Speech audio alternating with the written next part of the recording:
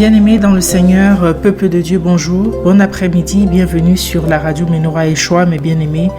Bienvenue sur votre radio et dans cette émission hebdomadaire L'avenir en Christ du lundi au vendredi. Peuple de Dieu, que la grâce et la paix de notre Seigneur Jésus-Christ reposent sur chacun d'entre nous en abondance. Amen.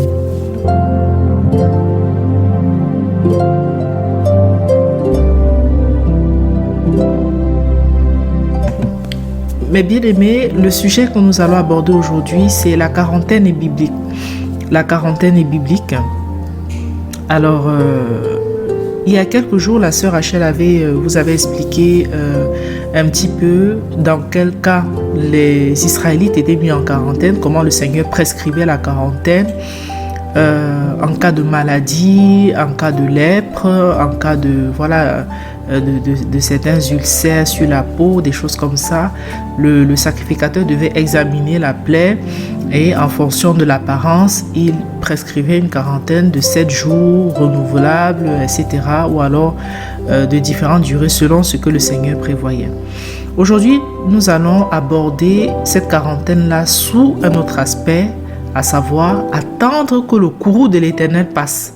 Attendre que le courroux de l'Éternel passe, tel que nous allons le voir dans Isaïe 26. Et voilà mes bien-aimés, j'espère que vous allez bien. C'est un plaisir de vous avoir aujourd'hui, 24 mars 2020, en direct dans l'un des studios de la radio Menorah Yeshua.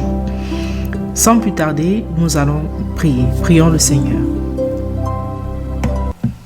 Seigneur, merci pour cette opportunité que tu nous donnes, Père, de pouvoir échanger avec ton peuple autour de ta parole, Seigneur, et à travers également des éléments d'actualité. Seigneur, sois élevé, sois glorifié. Je te prie de me conduire. Je te prie, Seigneur, que ton Esprit Saint m'inonde et m'inspire et me recouvre, Père, afin que ce que je dirai corresponde à ce que toi, tu veux que ton peuple entende aujourd'hui. Seigneur, pardonne-moi mes péchés. Pardonne à tes auditeurs leurs péchés. Dépouille-nous, Seigneur, sanctifie-nous.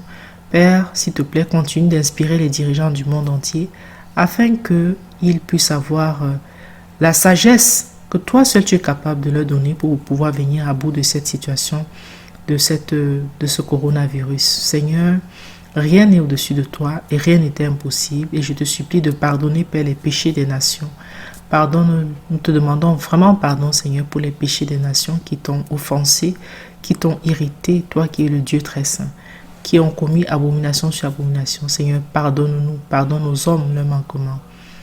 Père, notre Rédempteur, notre Seigneur Jésus, nous comptons sur toi, Père, et nous te prions dans ce moment de veiller sur tes enfants, de nous protéger, de veiller sur chacun d'entre nous, Père. Veille sur tes enfants, de par le monde, où qu'ils soient, Seigneur, où qu'ils soient. Père éternel, sois élevé en toutes choses et conduis l'émission, bénis l'enseignement, bénis l'écoute également, Père. Au nom de Jésus, nous t'avons prié. Amen. Amen, amen, peuple de Dieu. La quarantaine est biblique. Alors, en ce moment, les uns et les autres, il y a plus d'1 milliard. Hier, je regardais, on disait plus d'1 milliard d'individus sont confinés dans le monde entier. Peut-être ce chiffre-là va augmenter. Mais voilà. De toute façon, les choses avancent tellement vite. Chaque jour, c'est des pays qui prennent des décisions de plus en plus drastiques, de plus en plus difficiles face à ce Covid-19. Et les uns et les autres s'occupent tant bien que mal. Les enfants, je peux vous dire que les enfants sont bien occupés. Vraiment, les devoirs qu'on leur donne, il y a ma fille qui disait qu'on donne plus de devoirs que les professeurs d'enfants à l'école. Donc j'ai l'impression qu'à la maison, on bassine bien les parents. On fait en sorte que les enfants soient ultra occupés avec la quantité d'exercices quand même qui arrivent. Il y a beaucoup de choses à faire. Et je me demande que si vraiment, pendant que les enfants sont à l'école, ils font tout ça, ils faisaient tout ça avec le même rythme, alors ce serait quand même des braves enfants en fin d'année. Mais parfois, les réalités ne sont pas toujours ça, puisqu'on décrit ci et là des problèmes d'apprentissage, de lecture, des problèmes de compréhension, etc. Alors, qu'est-ce qui se passe, nos amis enseignants? c'est bien que les enfants soient occupés, mais je pense qu'il faut aussi qu'on leur donne la mesure raisonnable, afin que ce ne soit les parents, eux aussi, ne soient pas débordés. Parce que n'oubliez pas, les parents ont leur travail à côté à suivre. Ils ont leur travail à côté à suivre et ils ne peuvent pas se substituer complètement au travail de l'enseignant. Ils peuvent venir assister les enfants, mais sans se substituer. Or, la dose de devoir qui est donnée en ce moment, si vous regardez que ça, vous risquez fort de vous substituer complètement, c'est-à-dire d'y passer la journée alors que vous avez vos propres occupations. Donc, je pense que à ce niveau, il y a un dosage à faire. Occuper les gens lors de la quarantaine, d'accord, mais pas que ça aille, que ce soit plutôt d'une manière étrange. Il y a d'autres personnes qui vont s'occuper, ça c'était pour le cas des enfants, des lycéens, etc. Encore que les lycéens ont quand même une certaine autonomie, mais je parle des enfants du primaire et du collège. Alors, il y a d'autres personnes qui vont s'occuper avec, je sais pas moi, des jeux vidéo, ils vont s'occuper en faisant du sport, ils vont s'occuper en faisant des vidéos pour amuser la galerie. J'ai vu encore des artistes récemment s'occuper, tuer ce temps, s'occuper en faisant des concerts soi-disant gratuits. Je me demande bien pourquoi. Voilà, il y a peut-être des gens que ça intéresse. Si c'était des concerts de gospel, des concerts de louanges, des concerts ou alors des prêches pour dire aux gens, repentons-nous vraiment, le mode de vie que nous avons mené jusqu'ici, il faut le revoir, il faut que nous interrogeons vraiment par rapport à nos rapports à Dieu. Alors je serais tout à fait preneuse, mais enfin, il y a plusieurs types d'occupations. J'ai vu encore l'autre jour à la télé des copines qui se disaient, ouais voilà, ils se font des apéros par écran interposé, c'est chacun qui prend son verre et papote. Vraiment, mes bien-aimés, dans ce moment, ne cherchons pas les occupations futiles. J'ai décrit un petit peu voilà comment les uns et les autres s'occupent. Et puis il y a les serviteurs de l'Éternel qui continuent à faire le travail du Seigneur. Et il y en a qui commencent à rentrer vraiment dans une profondeur avec le Seigneur, qui font des méditations, qui profitent de ce temps pour aussi se rapprocher du Seigneur. Il y a différents types d'occupations.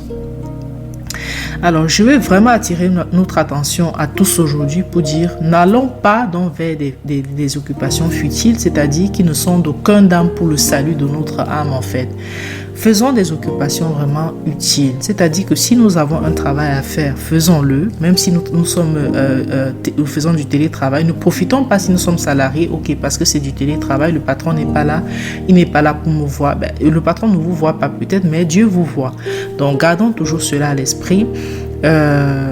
Si nous devons sortir parce que nous avons des choses très importantes à faire dehors, soit peut-être sur le plan alimentaire, soit aller à la pharmacie chercher un médicament ou aller à l'hôpital pour consulter, etc., etc. Si nous avons vraiment des choses très importantes à faire, alors on peut aller le faire et rentrer rapidement à la maison. Ce moment, la plupart du temps que nous avons doit être passé entre quatre murs, mes bien-aimés. Entre quatre murs. Idéalement, en profitant de ces instants, de ces moments pour davantage rechercher la présence du Seigneur dans nos vies. Alors, ne sortons pas sous n'importe quel prétexte. Faisons très attention. Ne sortons pas juste comme ça là. Nous pouvons sortir parce que peut-être à la maison on n'en peut plus. Ça fait une semaine quand même qu'on est là et on ressent le besoin vraiment de prendre de l'air dehors, de s'aérer. On peut le faire parce que sinon ça devient comme une oppression, ça devient quelque chose. Voilà. Mais ne vous éloignez pas. Respectons dans tout ça ce que les autorités ont prescrit, c'est-à-dire vous pouvez faire du jogging mais dans un rayon d'1 kilomètre autour, à côté de votre maison, ne pas déborder et ensuite revenir. Vous pouvez sortir un petit peu et voilà, soit pour l'alimentaire, soit en tout cas le cadre est bien défini. Ne faisons pas des choses vraiment futiles. Oui, voilà, à quoi ça va nous servir? Mais nous devons savoir, mes bien-aimés, le titre de cette émission aujourd'hui est intitulé « La quarantaine est biblique ». Je vais vous lire le passage d'Ésaïe 26. Donc, je vais vous lire d'abord les 2 derniers versets de ce passage et on va tout de suite comprendre ce qui se passe. Nous allons comprendre tout de suite l'instruction que nous devons faire dans des cas comme ça. Ensuite, je reviendrai, je lirai le début du chapitre et peut-être quelques autres versets ou alors peut-être le chapitre dans son entièreté selon comment le Seigneur nous conduira. Prenons tout de suite connaissance de ce qui est dit. Au verset 20, au verset 21, ce sont les derniers chapitres de ce sont les derniers versets de ce chapitre d'Isaïe. Va mon peuple, entre dans tes cabinets et ferme ta porte sur toi. Cache-toi pour un petit moment jusqu'à ce que l'indignation soit passée. Car voici, l'Éternel va sortir de son lieu pour visiter l'iniquité que les habitants de la terre ont commise contre lui. Alors la terre découvrira le sang qu'elle aura reçu. Elle ne cachera plus ceux qu'on a mis à mort. Amen. Je relis mes bien-aimés. Va, mon peuple, entre dans tes cabinets et ferme ta porte sur toi. Cache-toi pour un petit moment jusqu'à ce que l'indignation soit passée. Car voici, l'Éternel va sortir de son lieu pour visiter l'iniquité que les habitants de la terre ont commise contre lui. Alors la terre découvrira le sang qu'elle aura reçu. Elle ne cachera plus ceux qu'on a mis à mort. Gloire à Dieu pour sa sainte parole, mes bien-aimés. Je vais commenter un petit peu et puis après je vais lire le début du chapitre. Va, entre dans tes cabinets. Les versions récentes des autres Bibles vont dire entre dans ta chambre, va, ferme tes portes. Voilà. J'ai vu une version qui disait va, ferme tes portes, etc. Entre dans tes cabinets, entre dans tes chambres, dans ta chambre, ferme et attends que l'indignation de l'Éternel passe. Parce qu'il sort, parce qu'il va sortir. Regardez l'iniquité que la terre a commise, les habitants de la terre ont commis. Donc, gardons-nous, soyons vraiment prudents pendant ces moments, restons dans la présence du Seigneur, respectons aussi ce qui est dit, de ne pas sortir juste comme ça là pour vadrouiller ou bien respectons. Cachons-nous loin de la colère du Seigneur. Supplions-le, vraiment Seigneur, que ta colère nous épargne. Baisse ta colère. Calme ta colère, Seigneur. Supplions-le. Nous devons prendre cela avec beaucoup de sérieux, mes bien-aimés. Vous croyez que ça n'indigne pas le Seigneur? Chaque soir qu'on vos informations, si vous les hommes, aussi méchants de cœur que nous sommes, ça nous émeut de voir aux informations des centaines et des centaines de personnes comme ça qui parlent. Combien de fois notre Créateur? Mais s'il laisse faire, c'est bien parce que c'est bien pour une raison. Donc l'homme doit se remettre en question, se repentir de nombreuses iniquités qu'il ne cesse de commettre à longueur de journée et qui offensent le Seigneur, afin que la colère du Seigneur puisse s'apaiser. Prenons garde, mes bien-aimés. Va, mon peuple, entre dans tes cabinets, c'est-à-dire entre dans tes chambres, ferme tes portes. Cache-toi pour un petit moment jusqu'à ce que l'indignation soit passée. Car voici l'Éternel va sortir de son lieu pour visiter l'iniquité que les habitants de la terre ont commise contre lui. Nous allons lire le début du chapitre afin qu'on comprenne bien que ça se tient. J'ai voulu commencer à dessin par la fin du chapitre, mes bien-aimés, et que nous comprenions à quel point, oh oui, que la quarantaine est biblique.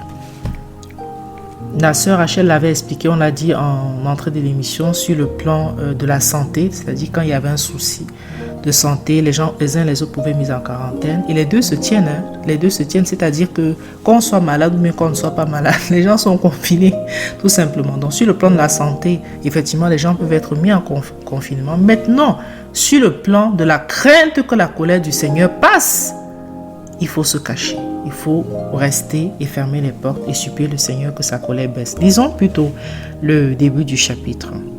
En ce jour-là, ce cantique sera chanté au pays de Juda. Nous avons une ville forte, la délivrance y sera mise pour muraille et pour avant-mur. Ouvrez les portes et la nation juste et qui garde la vérité y entrera. C'est une délibération arrêtée que tu conserveras la vraie paix, car on se confie en toi.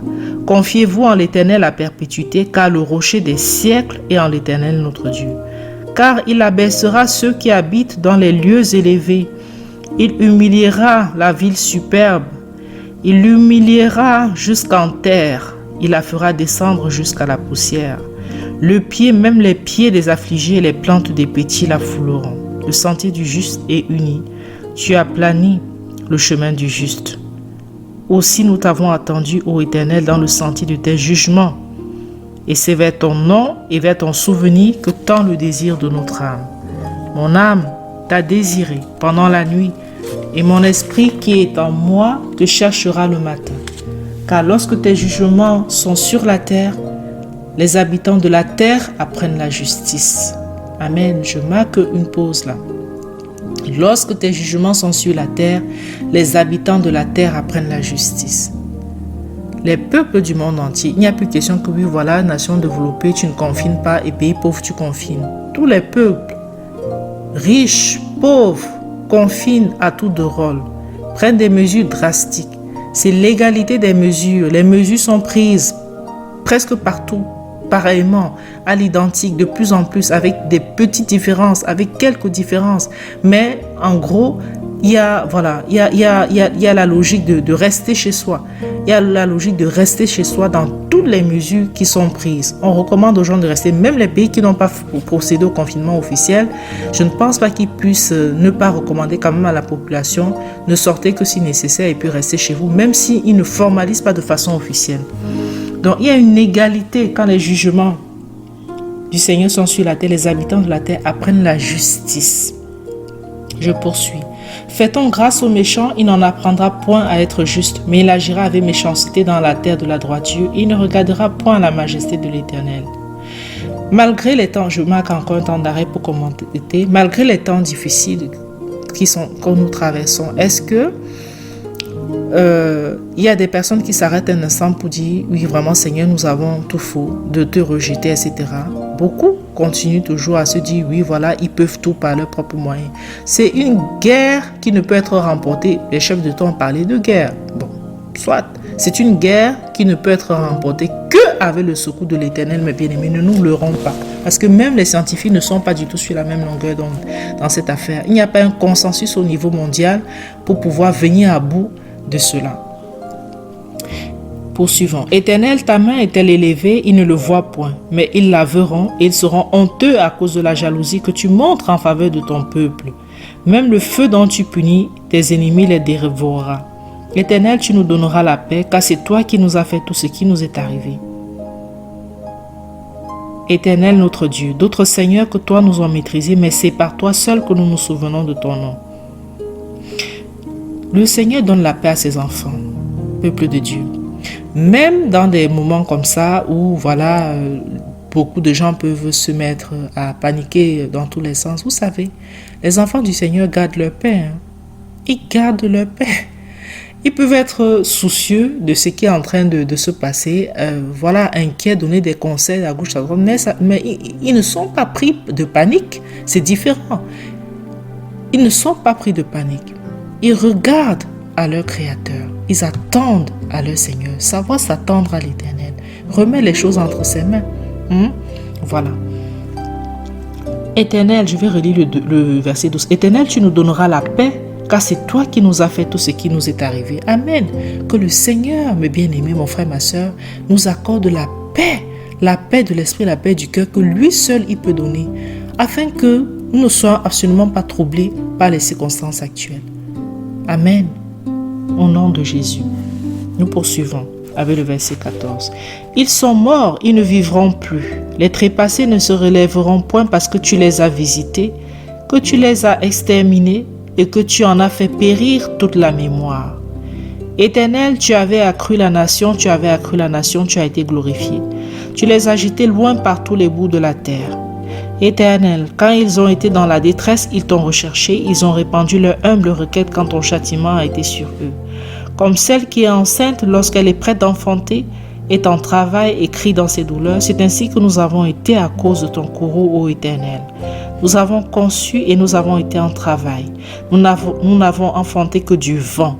Nous ne saurions en aucune manière délivrer le pays et les habitants de la terre n'ont pas été exterminés. Mais ceux que tu avais fait mourir vivront.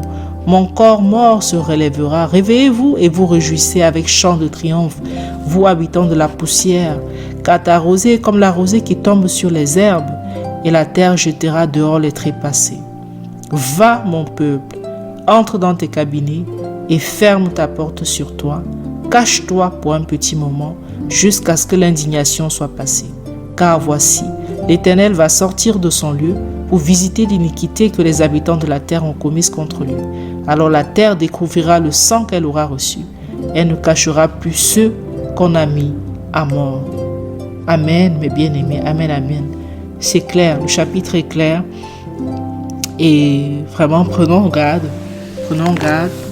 Et sachant que la quarantaine est biblique, dans des moments où nous sentons que oui, le Seigneur vraiment peut être indigné par nos iniquités, sachons vraiment nous rester tranquilles, sachons nous cacher loin vraiment de sa colère et le supplier le temps que sa colère vraiment s'éloigne. Le temps que sa colère s'éloigne du peuple de Dieu. Dans ces moments, implorons seulement le secours de l'Éternel. Il n'y a que lui pour nous sortir de cette situation. Il n'y a que lui. Ce n'est pas les médecins, même la science. Nous prions seulement que le Seigneur donne l'intelligence aux scientifiques. Vous allez entendre parfois dans les prières, on va dire qu'il donne la sagesse aux dirigeants pour prendre de bonnes décisions, parce que d'eux-mêmes, les décisions d'hommes ne seront que folie. Or, si ces décisions sont appuyées par le concours de l'Éternel, alors ça ira dans le bon sens. Pareil pour la science. Nous ne pouvons que prier que le Seigneur vraiment aide les scientifiques à trouver de très bonnes solutions. Ce n'est que par lui que nous pouvons sortir de cette situation. Alléluia, gloire à Dieu.